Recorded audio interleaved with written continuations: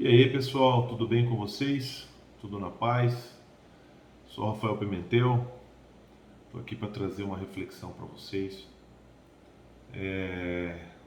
Estamos aí no início do mês de março e o mês de março ele me traz duas datas bem significativas na minha vida. A primeira é que é um mês que a gente comemora o nascimento do meu filho, o primogênito, meu único filho, e esse ano ele está fazendo 13 anos.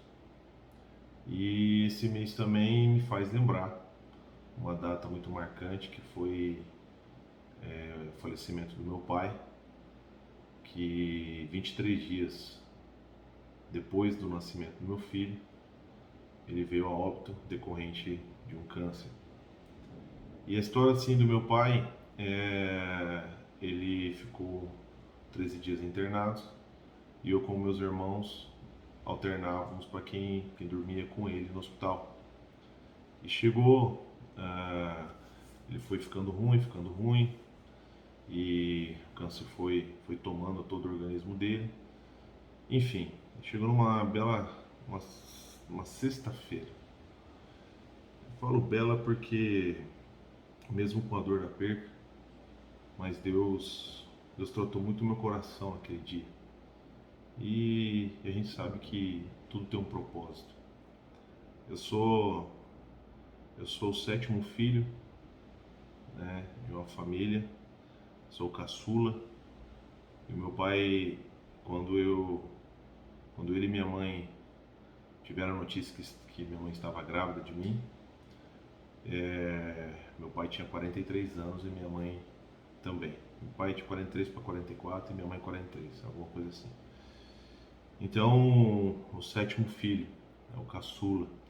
E meu pai tinha muito orgulho de ter tido esse filho, né, sido pai depois dos 40 anos. Ele estava numa fase da vida meio complicada e muitos falam que eu vim para dar um ânimo, né, uma revitalização na vida dele, assim. E a gente tinha uma ligação muito forte. Então, quando chegou nessa sexta-feira, eu trabalhei durante o dia. O meu irmão me ligou e perguntando se eu ia para lá. Eu estava com um filho recém-nascido, minha esposa ficando na casa da minha sogra, e eu falei: não, vou ir. E no caminho de ir no hospital, no início da noite, já veio no meu coração: meu pai vai partir comigo. Ele vai partir, ele vai estar comigo. E aí, amém, fui pro hospital e cheguei lá, ele já estava inconsciente, mas eu lembro que quando eu cheguei, peguei na mão dele, ele apertou minha mão. Então, aquilo me deu um conforto. Eu estava com a minha Bíblia e, e aí no decorrer da noite eu comecei a ler o livro de Eclesiastes. E ali eu li o livro, lembro que eu li o primeiro capítulo, o segundo, o terceiro, se eu não me engano fui até o quarto. E aí Deus começou a me preparar o meu coração. E aí foi quando no meio da noite, beirando as 3 horas da manhã, eu sem conseguir dormir, olhando para ele, e chegou o momento de eu ver o último suspiro dele. E no que eu vi o último suspiro, ele veio a óbito. Na hora eu chamei os enfermeiros, liguei pro meu irmão e perguntei como é que eu tinha que fazer. Logo em seguida, meu irmão e o outro irmão vieram pro hospital. E aí eu vi toda aquela cena, né, de estar pegando ali o corpo, né, colocando já numa manta térmica, e, enfim, já levando para o ML, essas coisas, para fazer o procedimento para o enterro. E assim, e aquele dia ficou marcado porque até então eu não tinha muito conhecimento do livro de Eclesiastes. E eu queria ler o primeiro capítulo para vocês hoje, e depois em seguida só algumas palavras, e aí pretendo encerrar. Amém? Então o livro de Eclesiastes, capítulo 1, versículo 1 diz assim: Palavras do pregador, filho de Davi, rei em Jerusalém. Vaidade de vaidades, diz o pregador. Vaidade de vaidades. Tudo é vaidade. Que benefício tem um homem de todo o seu trabalho que faz debaixo do sol? Uma geração passa e a outra geração vem, mas a terra permanece para sempre. O sol nasce, o sol se põe, e apressa-te de voltar ao seu lugar de onde nasceu. O vento vai em direção ao sul e faz o seu giro ao norte. O vento gira continuamente e retorna novamente de acordo com os seus circuitos. Todos os rios correm para o mar, contudo o mar não fica cheio. Ao lugar de onde os rios vêm, para ali retornam eles novamente. Todas as coisas são trabalhosas, o homem não pode exprimir, o olho não se satisfaz em ver, e nem o ouvido se enche de ouvir.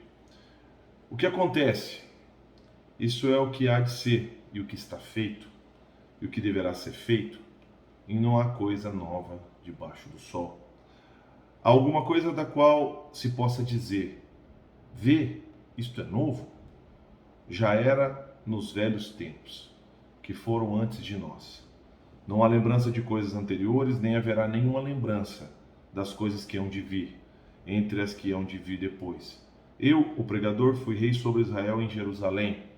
Eu dediquei meu coração a buscar e a procurar pela sabedoria do que diz respeito a todas as coisas que são realizadas.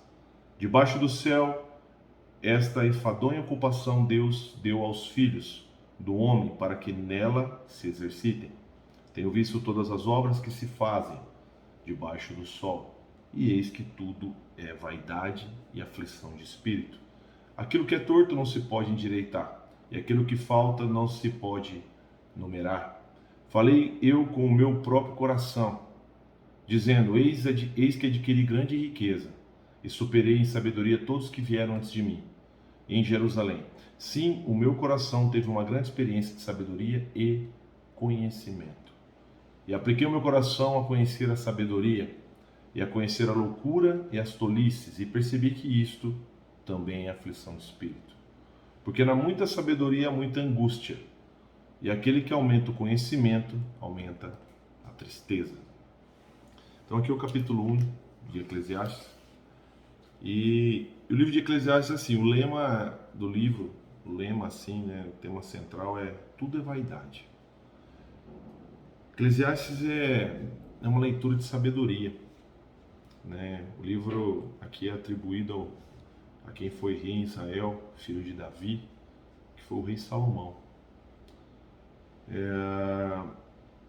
E esse livro ele tem como foco principal ajudar a quem lê ele, ao leitor, a lidar com os problemas práticos e a filosofia da vida.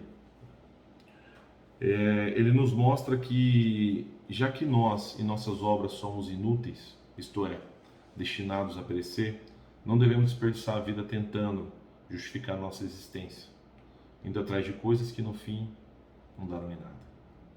Aí eu te pergunto: o que temos aproveitado mediante das correrias do dia a dia? A gente nasce, a gente cresce, a gente chega à fase adulta, a gente constitui família, gera filhos, e depois ficamos tentando entender qual é o sentido da vida. Então eu acredito que Deus fez eu ler Eclesiastes ali naquele momento, com a experiência com meu pai, porque meu pai na reta final de sua vida, ele andava muito angustiado, porque depois a gente descobriu que ele já sabia da doença e ele não quis abrir pra gente. E quando foi descoberta já era tarde. E assim, mas ele andava angustiado por quê? Porque para ele não tinha conseguido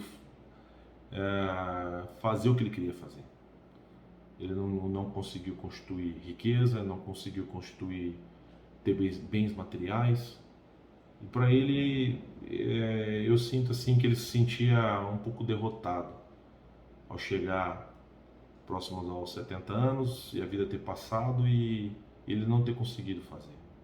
E às vezes eu chegava antes de eu casar, eu chegava em casa, ele estava do lado do seu carro, com um caderninho, escrevendo, e aí eu perguntava como é que ele estava, eu via que ele estava meio angustiado, e aí ele me falava assim que estava tudo bem.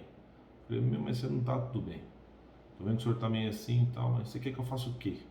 Ele olhava para mim, porque ele não admitia, acho que ele não admitia a idade, ele não admitia ficar parado, ele sempre esteve na estrada, sempre foi viajando, sempre trabalhando com vendas, e ele não admitia aquilo ali. Então eu falava para ele, pai, mas só tem 7 filhos, seus 7 filhos estão todos com saúde, todos encaminhados, eu sou mais novo, estou encaminhando agora, vou casar. Depois que eu casei, eu falei, pai, casei, e assim, mas nada fazia ele assim animar. Eu acredito que as últimas conversas que eu tive com ele sobre isso, eu acredito que isso também era o peso da doença, algo que ele estava sentindo dentro dele. E eu sei que ele resistiu firme, ele esperou eu casar. Eu casei no mês de novembro e quando foi o mês de dezembro, minha mãe teve um problema de saúde, ele cuidou da minha mãe e logo quando foi o final de fevereiro, ele começou a sentir algumas coisas, começou a correr atrás, né, da situação médica, e aí foi quando no início de março meu filho nasceu. Ele fez questão de ver meu filho no hospital e viu, e 3 dias depois ele já começou a ficar ruim.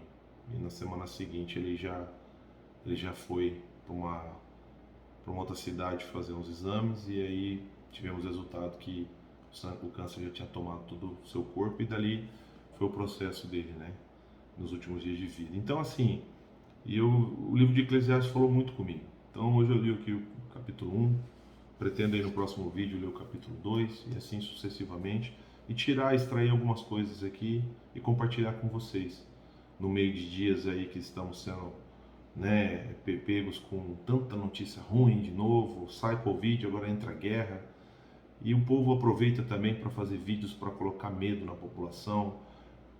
Pessoas que não têm conhecimento bíblico começam a falar abobrinha, falar besteira e deixar o povo desesperado para ganhar curtidas, likes e holofotes.